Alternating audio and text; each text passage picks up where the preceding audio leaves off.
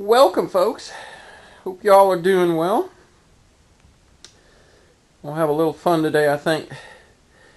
Last night we had us a good, really good front come through, dropped an inch of rain, and great, we needed it. However, the pigs really like to tear it up once it's rained because the ground gets all soft and they get their noses in there and start tearing it up.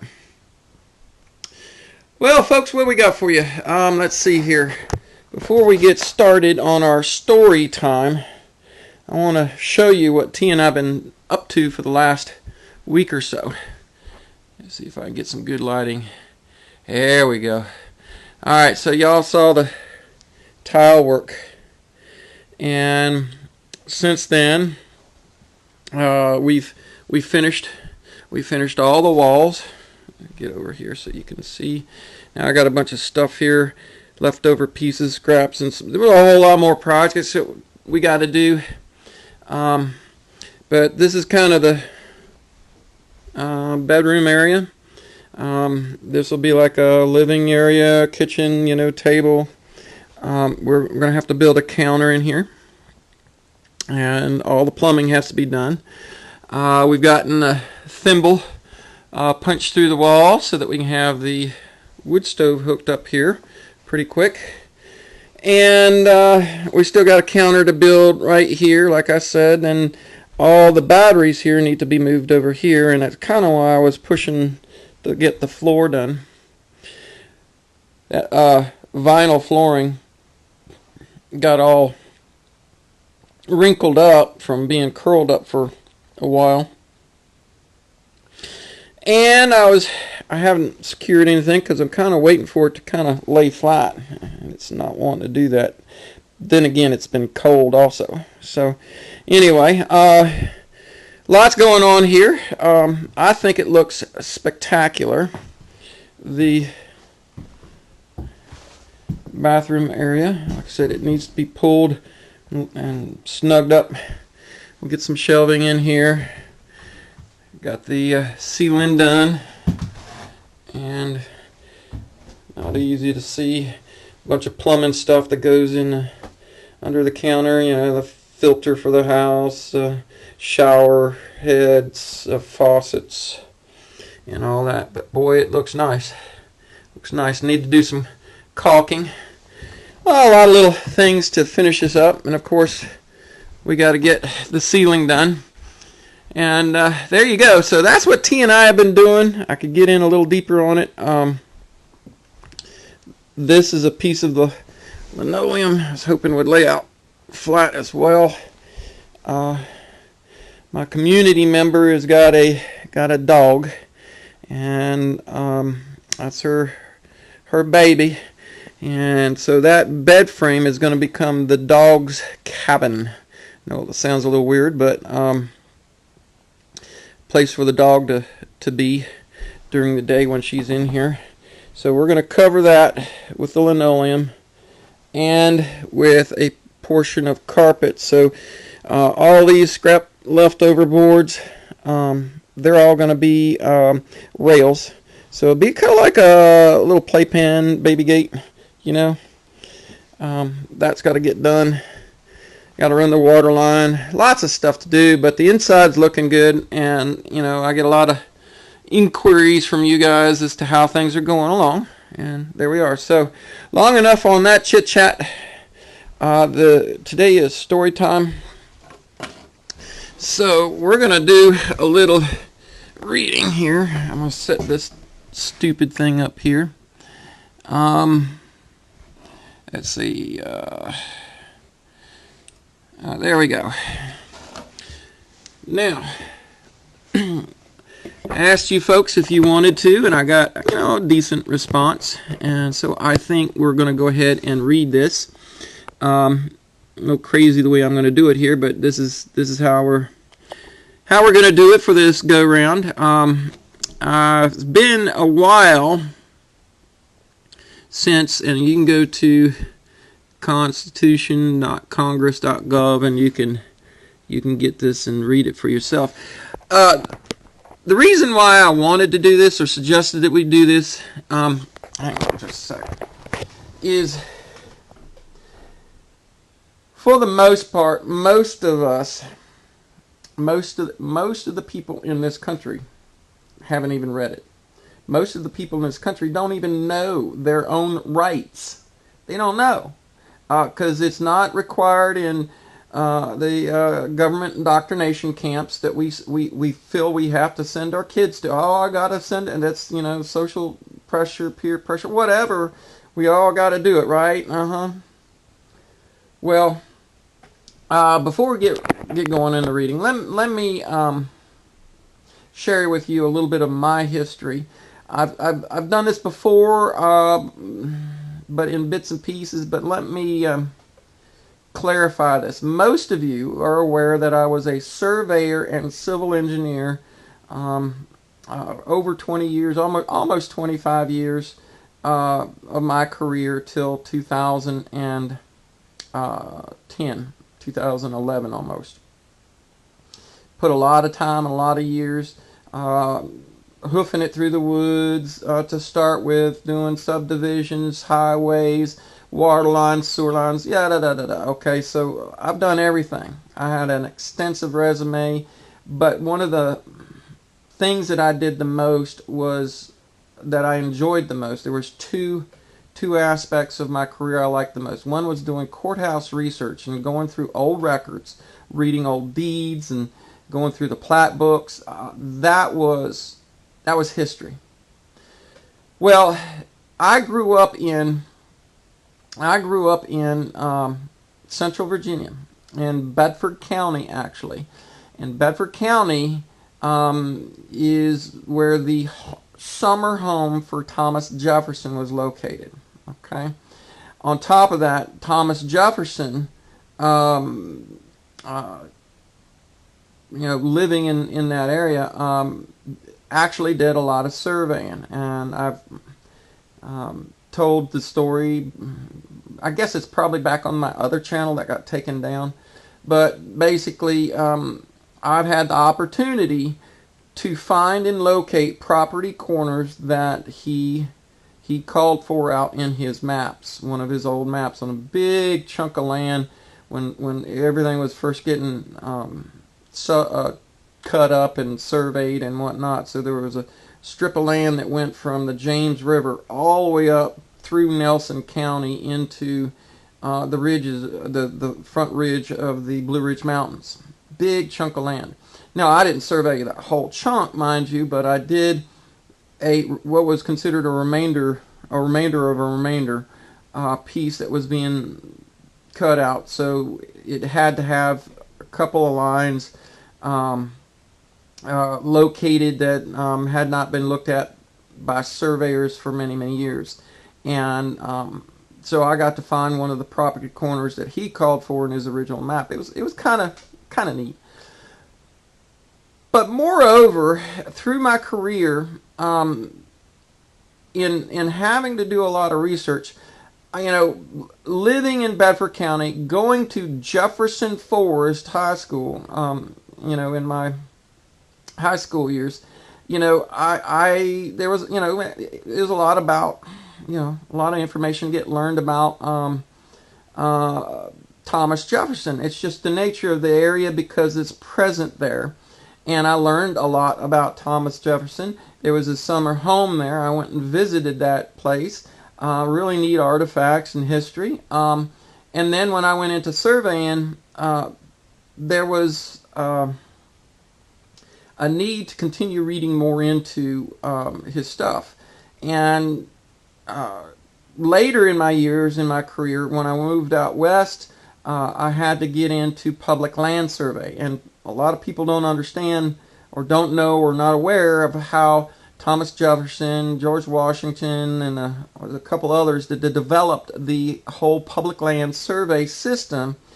And it was based on a lot of things that we all talk about when it comes to how we human beings are geared in our family units and in our tribal type situation. And that's going to go out. And the man was brilliant. He was on or above the same level of intellect as our two bald guys. Very, very smart individual of that time, of that nature. And for all the stuff that I've shared with you guys about homesteading and keeping a sustainable system, he wrote huge amounts about that. Thomas Jefferson not only was he skilled with mathematics, survey, was he skilled with the concepts and ideas of self-governance. I'm going to say that again, self-governance. He participated in the construction of the Constitution and the development of the governing systems that we were putting together with heavy reluctance. There was a lot in books written, because I'm about ready to skip it, about gardening. He knew plants inside and out. He knew plants. And he knew how to do companion planting, seed setting. All of these things were just built into his skill sets. So people don't realize that these guys that were trying to do the best that they could as our founding fathers to solve the problems that they saw with the existing situation, they were in, from my opinion, in reading them, their writings, they were in a big catch-22 situation. None of them wanted any government at all. They really would, or the most of them didn't want any government. They wanted, they were very anarchical in their mindset, in the way they went about this, and the reluctance was to set it up was because they knew, and Thomas Jefferson's one of his quotes is, that I'm going to paraphrase, that we should have a revolution every 20 years. And that's because it doesn't take long for people to get in there and get drunk on the power of their position that they're holding there. And therefore, we should basically throw everybody out and start all over every 20 years. We should relook at our Constitution, relook at the way we got things set up to see if whether what was written was strong enough to serve for what their purpose was. And so let me explain to you my refined understanding of why they did the Constitution in the first place. Most of those gentlemen, from the readings that I've read of Benjamin Franklin and Thomas Jefferson and Washington, I can go through all the names, but most of them were of the nature, well, we really don't want any government because it always goes corrupt. So that's why they wrote the Constitution to start with. And then they came in with the Bill of Rights, the first 10 amendments, because they knew that essentially, as is now being frequently explained on many of the channels that I watch, was that it was their intent to have the people have the power, and that the Bill of Rights was there to protect the people from the government that was being created. And that's the whole point. And in time, well, it gets corrupt. This is why it is, and I have many times expressed it, that there are those three things that cannot exist if we are to ever truly be free, and that's government, money, and organized religion. They took a lot of their concepts and ideas out of natural law and out of out of the Bible. I mean, a lot of it straight out of the Bible is because they believed in the moral authority that was granted to men and women, but human beings. And of course, a lot of those structures have changed, and a lot of the ideas and concepts have opened up and evolved to really look at humanity more of a whole, as a part of that, as opposed to the separate groups which government and our socio-psychopath elite have divided us into. These groups back into it. That's changed, and there's a lot of history there that we could discuss. But for the moment, we're gonna get into this. It's not gonna be, well, anyway. To finish one thought, because I don't think I got that out. The main reason our founding fathers created this and the document was because they knew if there wasn't some kind of formal unity amongst the colonies and the groups of people that were wanting their freedom, if we didn't come together in some kind of way that was formal, that was recognized as an actual opponent to the other governments, because there are all so many other kings and rulers and tyranny around the world, and there's all these other countries that are looking to expand into this new world that we were creating, the North American continent that we were settling. That if we didn't do that and figure a way to come together, we would not have been able to stand up to, or we'd have been taken over.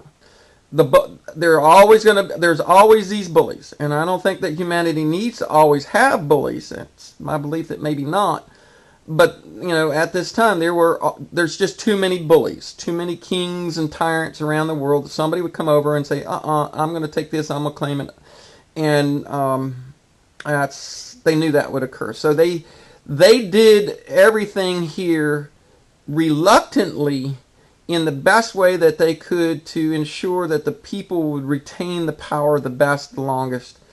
And then we go in research, and people have studied this over this last 200 and something years, and realize that generation after generation, there is a psychological shift that takes place within a population that has been documented, that for every one of these cycles, from freedom to tyranny to revolution to freedom to tyranny to revolution, it is the nature of how one generation thinks of and takes care of its children and teaches its children. So those children become lazier and they don't know the strife that was done for the freedom, and there's there's a generational loss, and that's just the nature of humanity and the events and things that we have to experience through wars and the defense of our freedoms and such. So they tried their best to create something that would be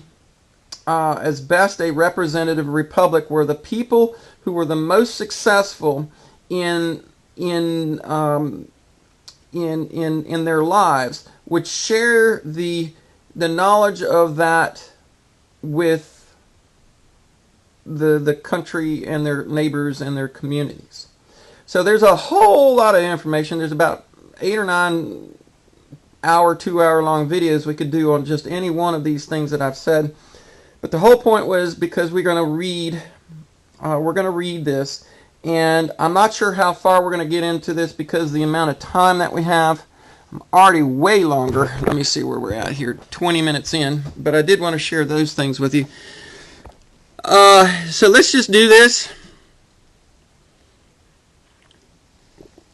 We're going to read in the Constitution as it is straight on the government's website. And I chose this because I can hold the camera here and you could kind of read along with me. We'll get as far as we can get on this, maybe another 10 minutes or so, and then we'll do I will do a part B or C or whatever it takes to get through this. I don't want to rush through it because you need to kind of have time to listen to each sentence and let it kind of sink in if you've never heard this. But we want to, and maybe I've been debating on whether to add commentary to these things or just read it. I think we're just going to read it, and then we'll get to a stopping point, and then we'll do part 2 or 3 because I don't think we can do it all in one video. So the preamble, as you see here, we the people of the United States, in order to form a more perfect union, establish justice, ensure domestic tranquility, provide for the common defense, promote the general welfare, and secure the blessings of liberty to ourselves. And so we the people, we're doing this for us now, and I'm adding commentary, and our posterity, which is our children. That's the future. Do ordain and establish this Constitution for the United States of America. Article 1, Section 1. All legislative powers herein granted shall be vested in a Congress of the United States, which shall consist of a Senate and a House of Representatives. So all this is doing is creating those two units. The House of Representatives shall be composed of members chosen every second year by the people of the several states, and the electors in each state shall have the qualifications requisite for electors of the most numerous branch of the state legislature. No person shall be a representative who shall not have attained the age of 25 years and been 7 years a citizen of the United States, and who shall not, when elected, be an inhabitant of the state in which he shall be chosen. So, in other words, you got to live there.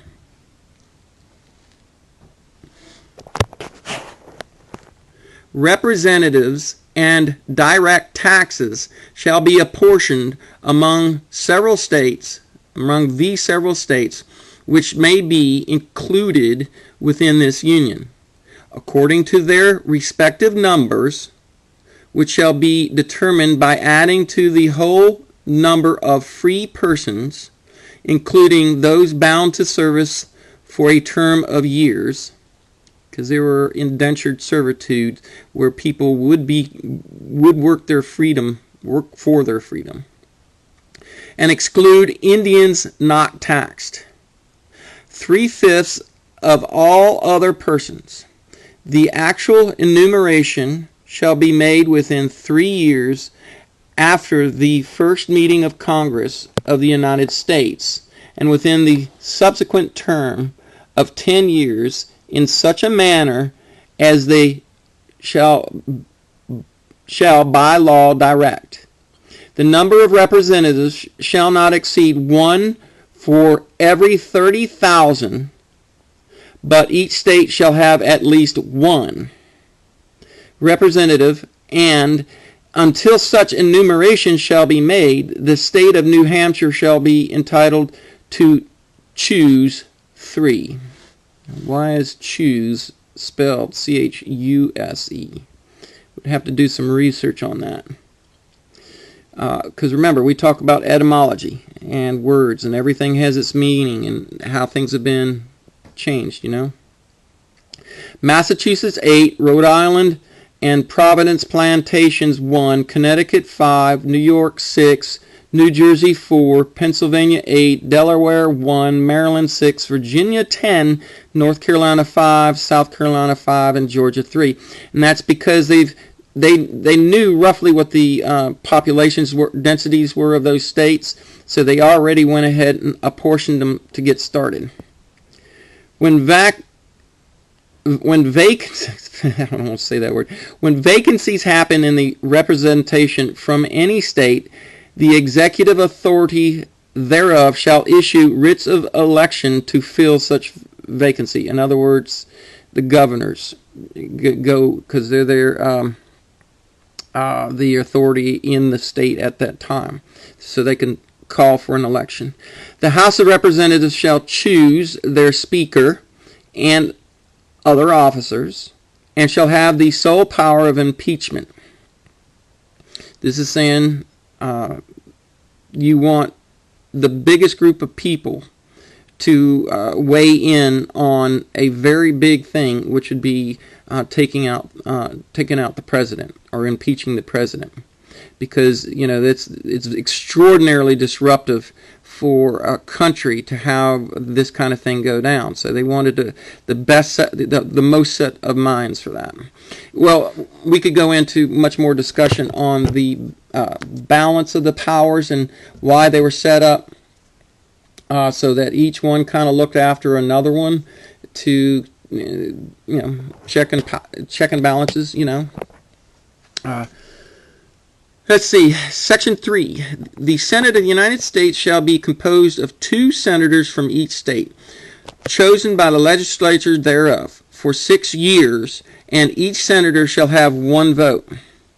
Immediately after they shall be assembled, in consequence of first election, they shall be divided as equally as many into 3 classes. Seats of the senators for the first class shall be vacated at the expiration of the 2nd year, the second class at the expiration of the 4th year, and the third class at the expiration of the 6th year. That way, they're all overlapping. They're not all coming in at once and all leaving at once. Keeps things flowing a little smoother.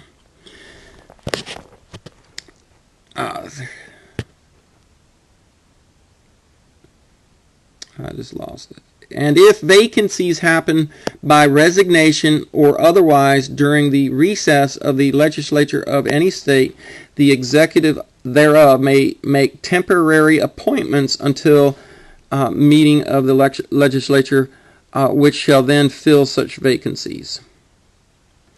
No person shall be a senator who shall not have attained the age of 30 years and been 9 years a citizen of the United States, and who shall not, when elected, be an inhabitant of the state for which they shall be chosen.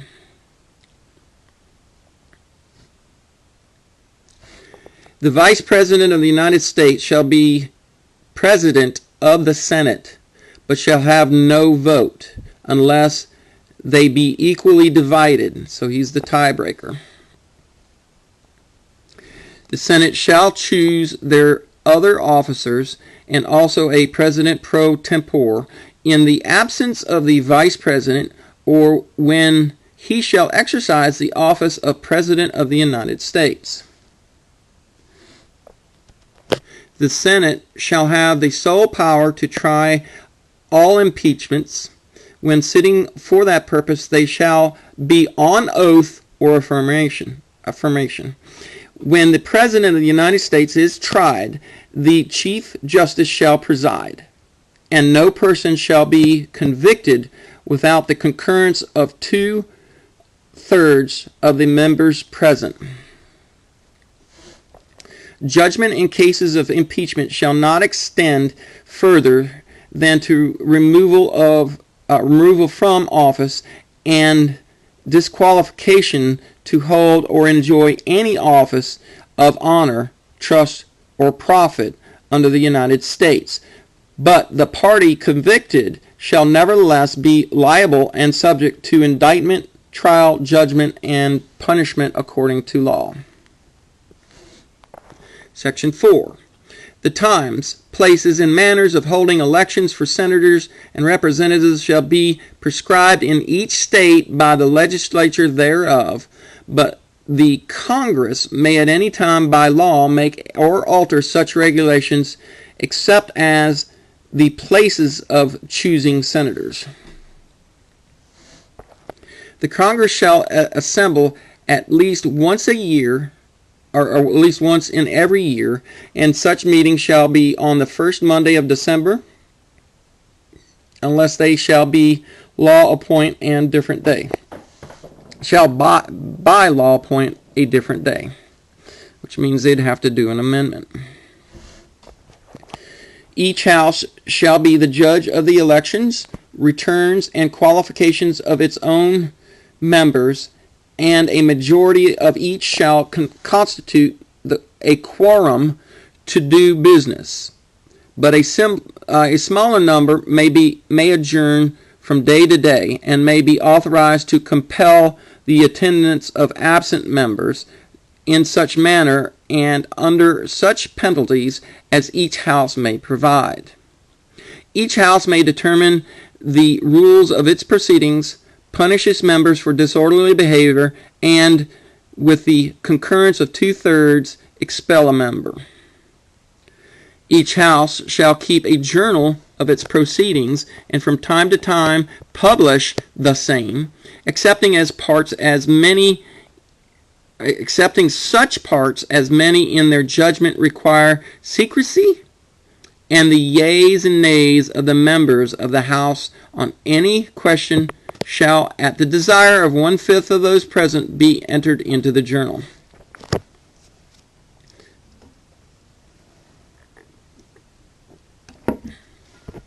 Neither house during the session of Congress shall, without the consent of the other, adjourn for more than 3 days, nor to any other place than that in which the two houses shall be sitting. Section 6. The senators and the representatives shall receive a compensation for their services to be ascertained by law and paid out of the Treasury of the United States. They shall, in all cases except treason, felony, and breach of the peace, be privileged from arrest during their attendance at the session of their representative houses, and in going to and returning the same, and for any speech or debate in their house. They shall not be questioned in any other place. There's a whole video we could talk about that. No senator or representative shall, during the time for which he was elected, be appointed to any civil office under the authority of the United States, which shall have been created, or emoluments whereof shall have been increased during such time, and no person holding any office under the United States shall be a member of either house during his continuance in office. Section 7. All bills for raising revenue shall originate in the House of Representatives, but the Senate may propose or concur with the amendments as on other bills. Every bill which shall have passed the House of Representatives and the Senate shall, before it become a law, be presented to the President of the United States. If he approve, he shall sign it, but if not, he shall return it, with his objections, to the House in which it shall have originated, who shall enter the objections at large on their journal, and proceed to reconsider it. If, after such reconsideration, 2/3 of the House shall agree to pass the bill, it shall be sent together with the objections to the other House, by which it shall likewise be reconsidered, and if approved by 2/3 of that House, it shall become law. So this is part of the balance of powers. In other words, if you got the group of people that says, we really think we want to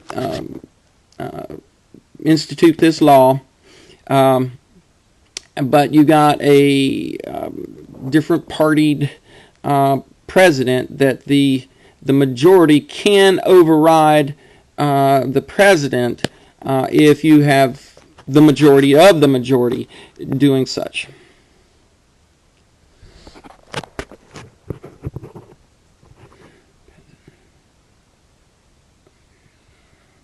It should become So if 2/3 vote after it's come back, it shall become law. But in such cases, the votes of both houses shall be determined by yeas and nays, and the names of the persons voting for and against the bill shall be entered into the journal of each house respectively, and any bill shall not be returned by the President within 10 days, Sundays excepted, after it shall have been presented to him. The same shall be a law in like manner as if he had signed it, unless the Congress by their adjournment prevent its return, in which case it shall not be a law.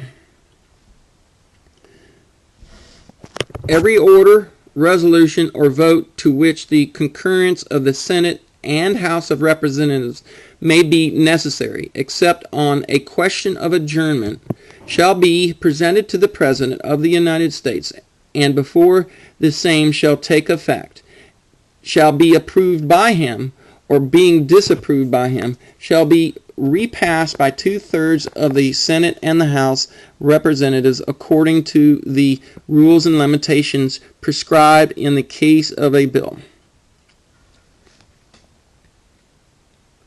Section 8. The Congress shall have the power to lay and collect taxes, duties, imports, and excises, to pay the debts and provide for the common defense and general welfare of the United States. But all duties, imposts, and excises shall be uniform throughout the United States, which means you can't treat one state differently than another. It's everybody gets it the same. To borrow money on the credit of the United States, to regulate commerce with foreign nations and among the several states and with the Indian tribes. So you keep this in mind based on things that we've been talking about in the past. The federal government has the power to regulate commerce with foreign nations, the states, and the Indian tribes. They do not have, the federal government does not have a right at all to regulate private. Keep that in mind. To establish a uniform rule of naturalization. In other words, you want to be an American and a citizen, well, these are the rules. And uniform laws on the subject of bankruptcies throughout the United States.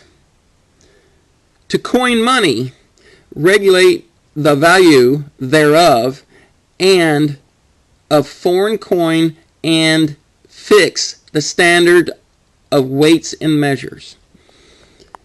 So this is pretty, we could do a whole video on that one paragraph.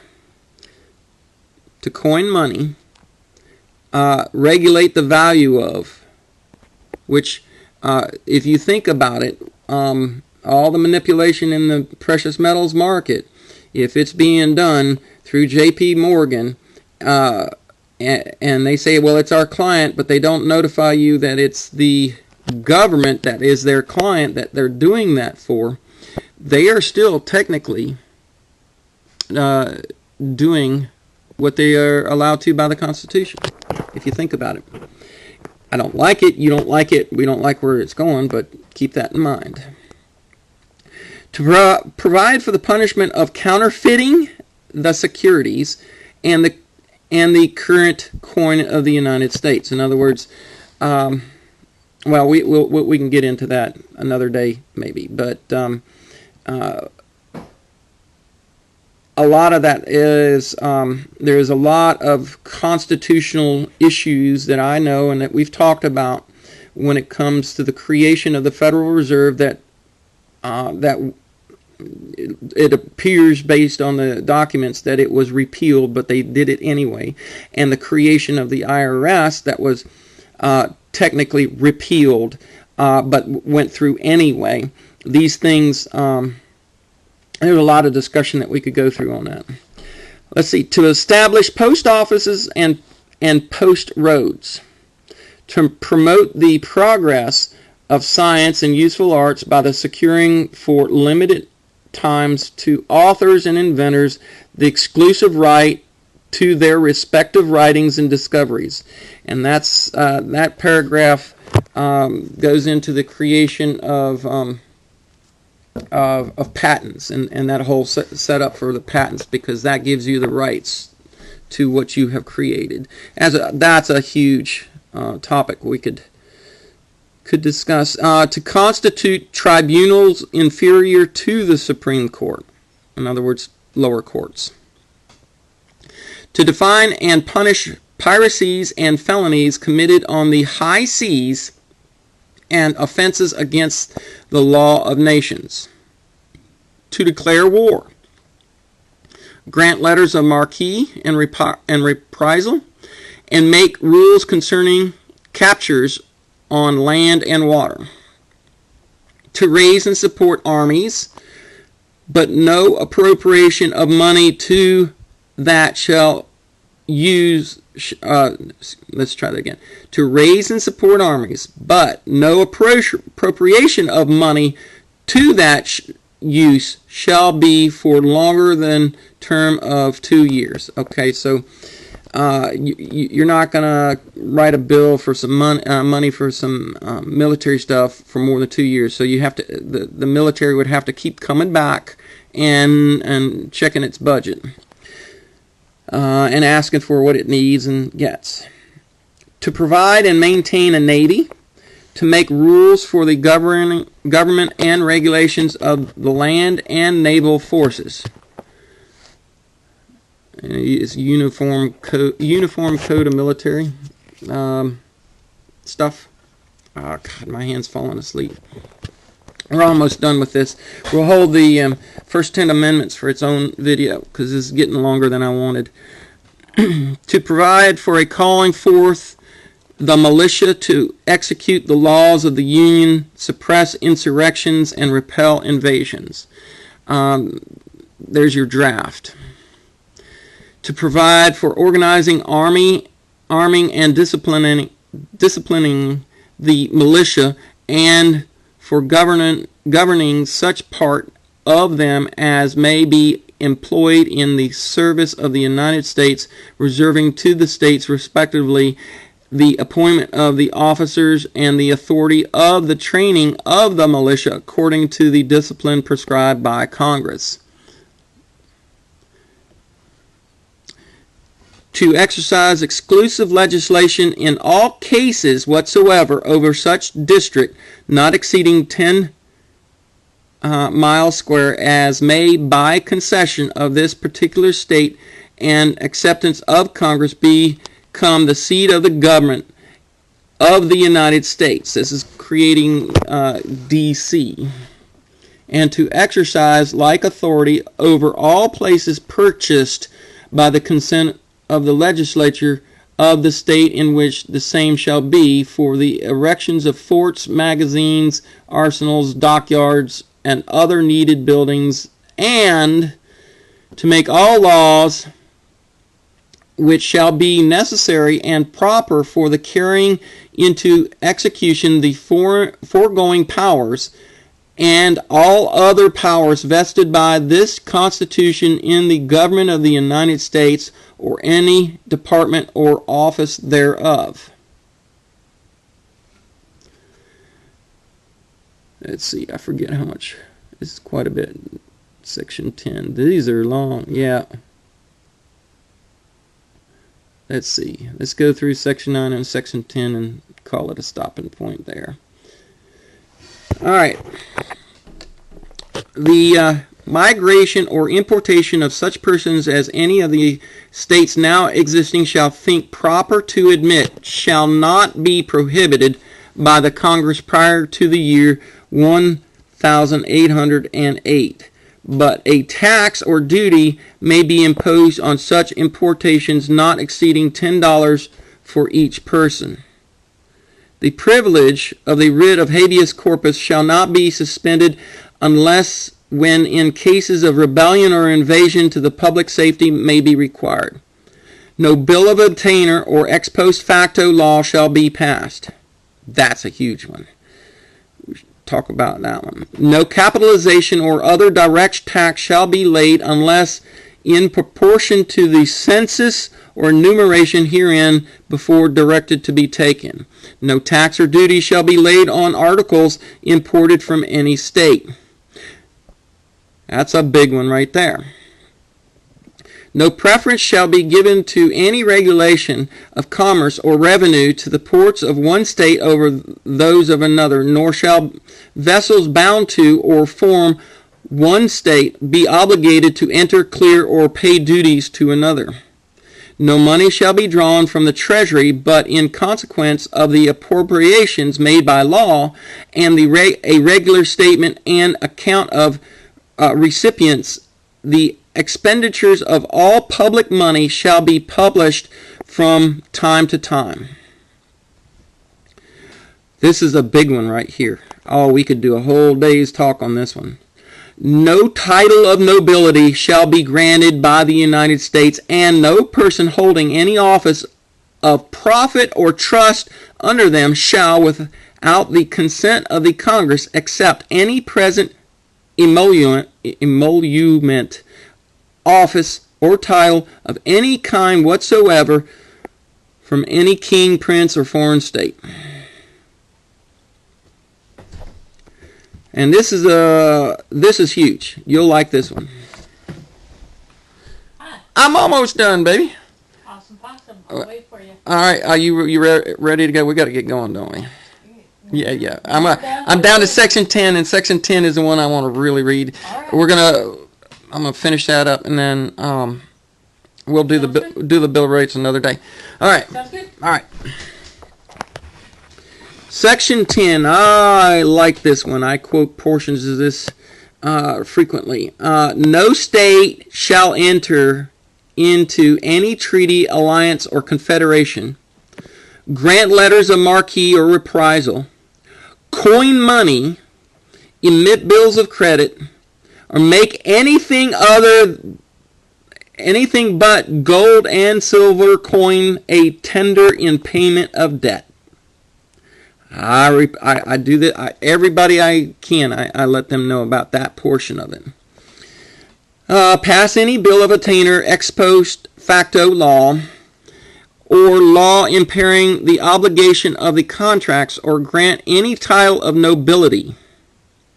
No state shall, without any consent of Congress, lay any imposts or duties or imports or exports on imports or exports, except what may be absolutely necessary for the executing of its inspection laws, and the net produce of all duties and imposts laid by any state on imports or exports shall be for the use of the Treasury of the United States, and all such laws shall be subject to the revision and control of Congress.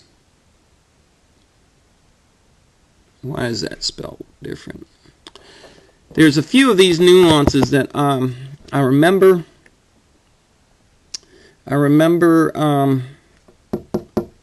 reading about, but it's been so long. No state shall, without the consent of Congress, lay any duty of tonnage, keep troops or ships of warfare in time of peace, enter into any agreement or compact with another state or with a foreign power, or engage in war unless actually invaded or in such imminent danger as will not admit of delay. All right, so we only got through Article 1. We need to get through Article 2. And what else we want? Article 3. So there's another video. We're just going to call it good. Article 4. We got a lot to read here. Article 5. All right, so we're going to call it good. We'll pick up on Article 2 another day. And it's hard to read that much, especially with my chest still doing what it's doing. But I hope you enjoyed. Like I said, we'll read these other articles. It's a lot to go through, and I did want to kind of preempt this with what I had to say. So anyway, long video. we'll do the rest later at another day. We got to run in town, take care of some stuff, as well as upload this. So I hope you enjoyed. We're coming up on the holidays. I hope you have some good holidays this year. Things are going to be interesting in this world, so it's going to be kind of challenging. Hopefully you've gotten all your Christmas presents by now. Quick note on AG and AU. It would appear, and many people are saying it, and I'm feeling the same way, that we are in a breakout mode for that. So if you haven't gotten what you need to, what we're hearing in the physical world is supply is absolutely drying up. So I'm looking forward to a potential Christmas present of this system coming down.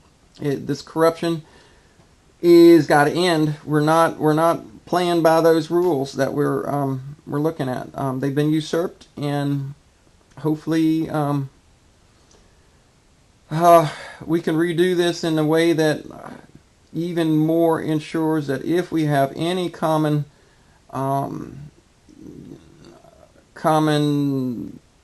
formation, I'll just use that word, common formation, that it's got, chains and shackles around its neck, so it can't do anything more than it's told.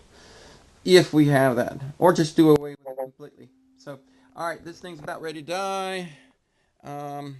Okay, see you later.